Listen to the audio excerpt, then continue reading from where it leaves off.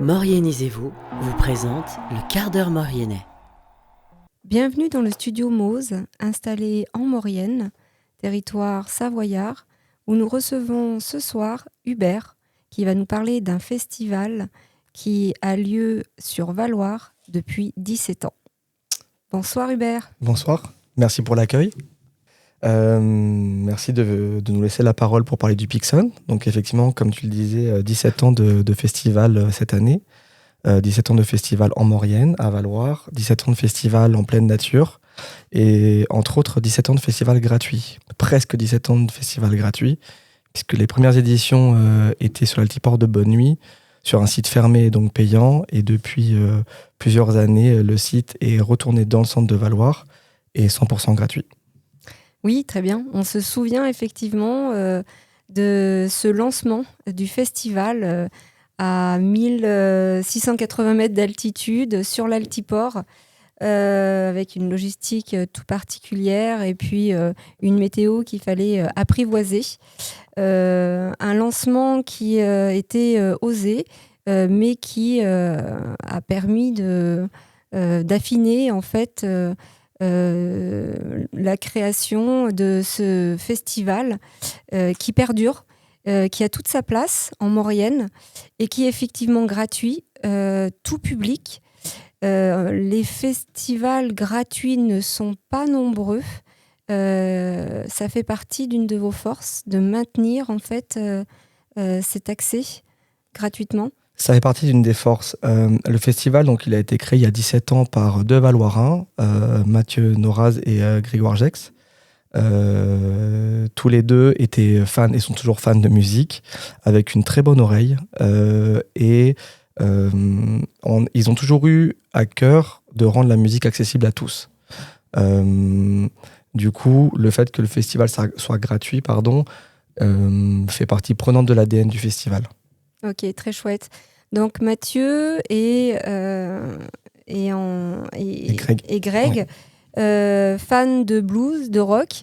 On parle de cette musique-là, on est d'accord ? On parle tout à fait de cette musique-là. Je dirais que c'est aussi une des plus grandes forces du festival, c'est qu'il n'est pas forcément dans l'air du temps des musiques actuelles, et du coup, il garde son ADN propre. Blues au tout départ, le rock a rapidement rejoint le blues, et aujourd'hui, depuis plusieurs années, en plus du blues et du rock, vient se mélanger aussi à tout ça, de la musique un peu plus électronique, mais toujours avec une volonté d'avoir des instruments live et des musiciens live sur scène. On a eu, par exemple, il y a quelques années, un groupe qui s'appelait Macadam Crocodile, et qui était vraiment à mi-chemin entre de la musique, des instruments live, et des instruments électroniques. Ok. Donc, un festival qui a lieu en plein air, donc dans un cadre de montagne. On peut quand même parler d'un cadre qui est hyper agréable. Et il y a des contraintes ? Alors, il y a des contraintes puisqu'on est en extérieur. Tu le disais tout à l'heure, l'altiport de Bonne Nuit, qui était à plus de 1600 mètres d'altitude, même en plein été, on était confronté à des chaleurs beaucoup plus fraîches que maintenant, déjà, et même tout court. Qui a été une des raisons aussi de recentraliser le festival dans Valloire.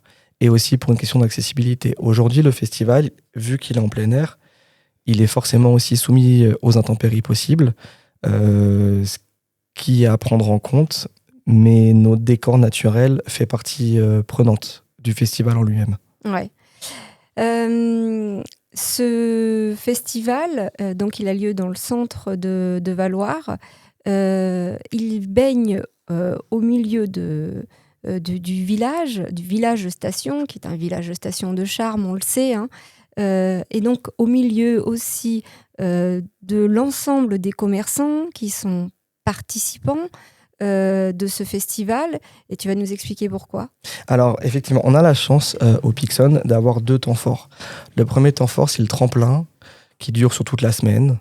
Donc cette année, c'est du 1er au 6 août 2026, et qui est en fait un festival dans le festival. Il y a des concerts chaque jour, il y en a entre 2 à 3 par jour, dans différents lieux de Valloire, qui est aussi un des points clés de ce festival, c'est qu'il inclut aussi bien les commerçants, les locaux, la municipalité, l'Office du tourisme qui nous suivent et qui nous accompagnent budgétairement parlant depuis plusieurs années. Et donc ce tremplin, il s'inscrit aussi là-dedans. Et l'idée, c'est de mettre à l'honneur des nouveaux talents.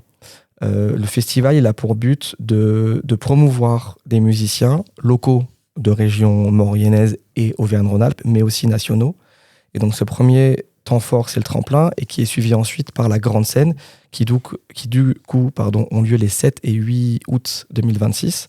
Où là, du coup, il y a une grande scène qui est installée sur le cré de la Brive, et où la passerelle qui se fait entre les deux, c'est que le gagnant du tremplin et le second du tremplin font respectivement l'ouverture de la grande scène le vendredi et le samedi soir. Ok.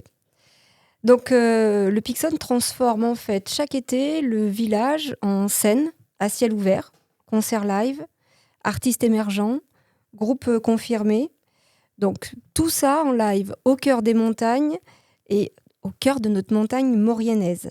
Un festival qui est gratuit, un festival donc, qui a lieu du 1er au 6 août avec les grandes scènes le 7 et le 8.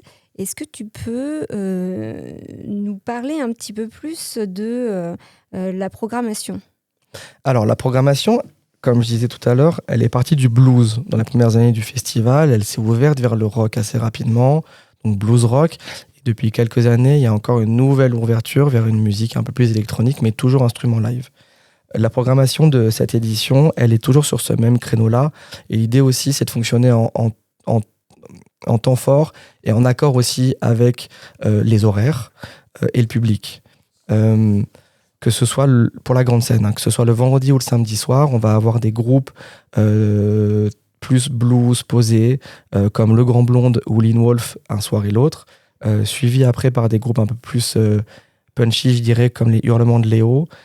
Et ensuite, la soirée va se prolonger avec des choses un peu plus rock, Washington Dead Cats par exemple, et pour terminer avec une programmation très très très punchy, très dansante, avec par exemple Casablanca Driver.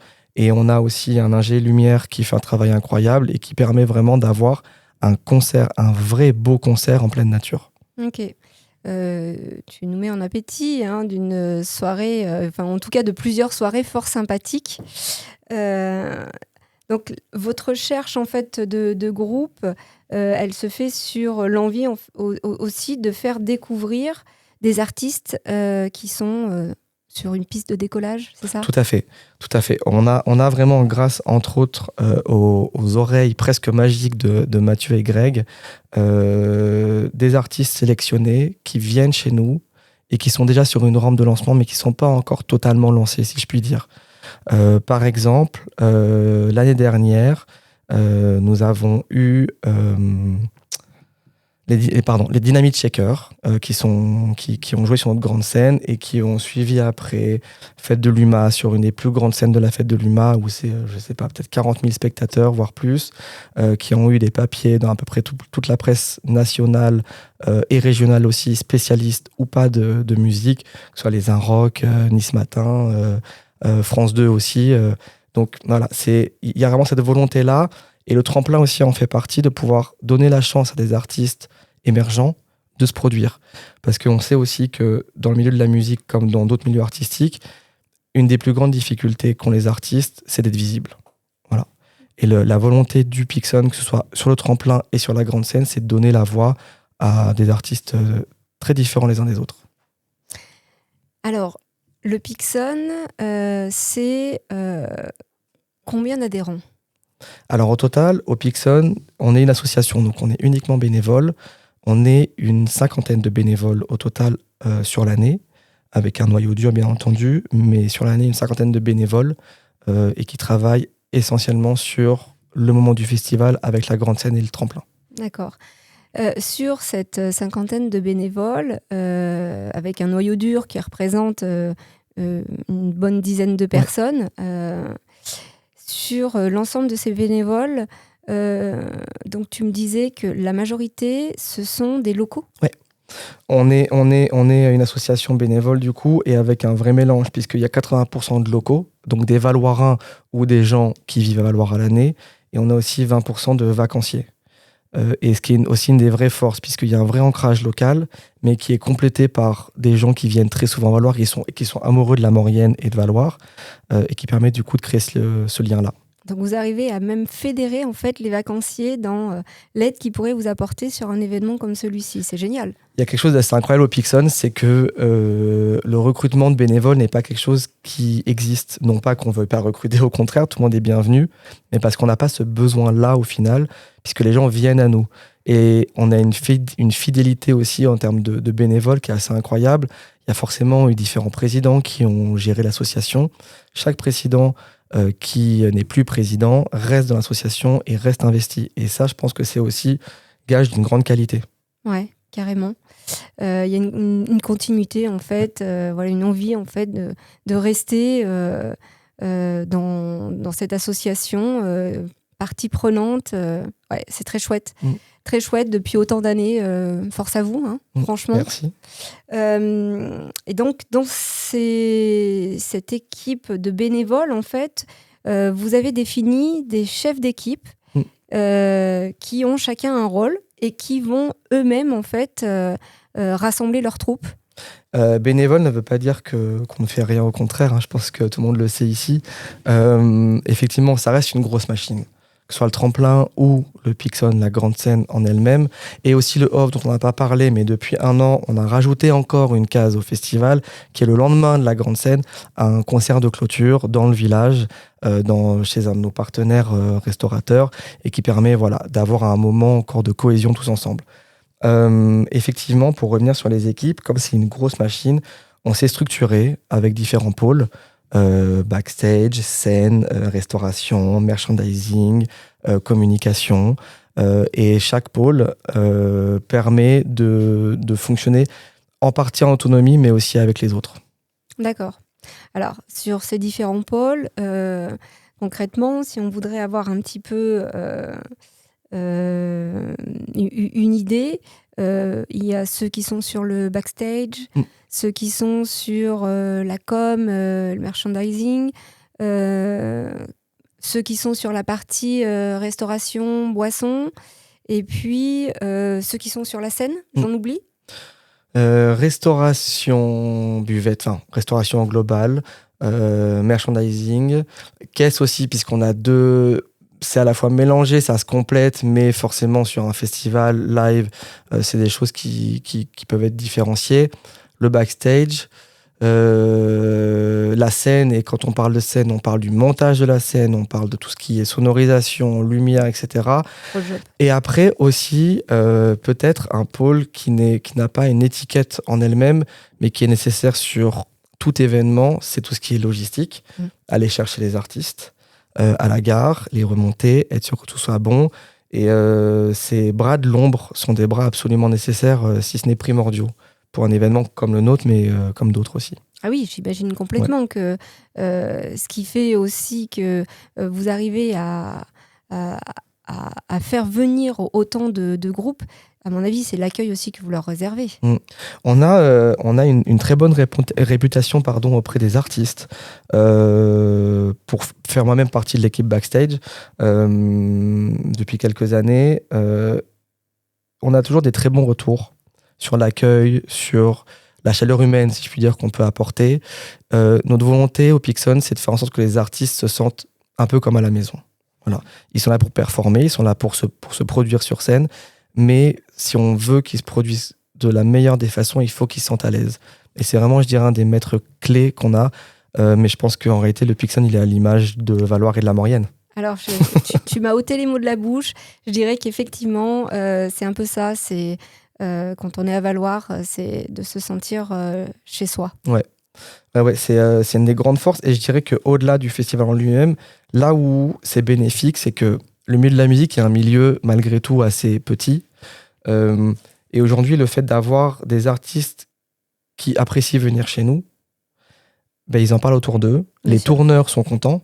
Et du coup, les tourneurs sont contents de proposer ou de travailler avec nous encore. Et si on n'avait pas cette logique-là, peut-être qu'on aurait moins de portes ouvertes au niveau de la programmation.